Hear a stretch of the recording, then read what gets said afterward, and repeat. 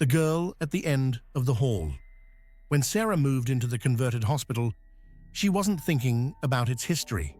It was cheap, close to work, and surprisingly quiet for a building that used to house the terminally ill. "I can't believe people live here," her sister had said during her first visit, wrinkling her nose at the long, dimly lit halls. "It's just old," Sarah replied. "It's not haunted." But even as she said it, part of her didn't believe it. The building had strange energy. The lights flickered constantly. The elevator never stopped at the third floor, even though the buttons worked. The tenants were quiet, almost too quiet, like they were trying not to be noticed. And then there was the girl. She saw her for the first time 2 weeks after moving in. A pale child, maybe 8 or 9 years old, standing at the end of the hallway outside Sarah's unit. She didn't move, didn't speak, just stood there, staring.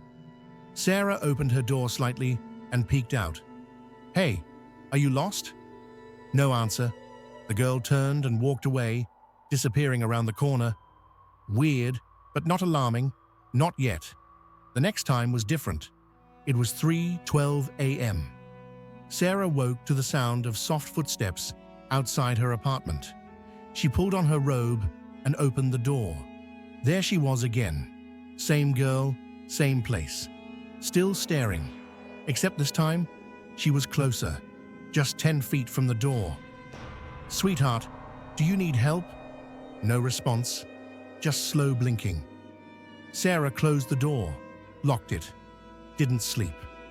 In the morning, she asked the building manager if there were any families living on the floor. He shook his head.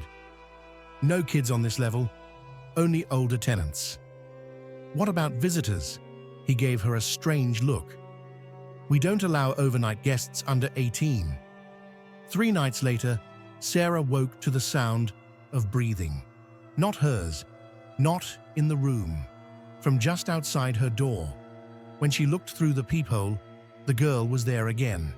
Closer, right up against the door frame, eyes wide, smiling. Sarah backed away. She didn't know why, but her instincts screamed, "Do not open the door." She called security. By the time they arrived, the hallway was empty. Sarah started sleeping with the TV on. She pushed a chair against the doorknob, but the girl kept coming. Sometimes she'd just stand there, whispering something Sarah couldn't make out.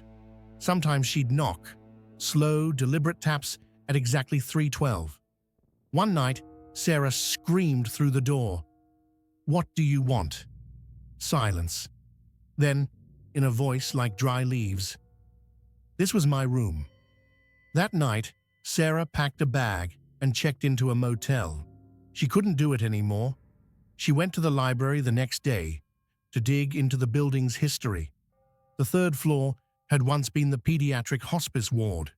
Room 312, her apartment, had belonged to a girl named Emily, 8 years old, died in her sleep in 1987. The files said she was quiet, shy, rarely spoke. She just watched. Sarah broke her lease and moved out the following week.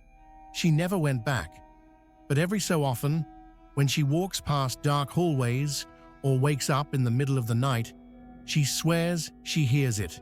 3 slow knocks at exactly 3:12 a.m.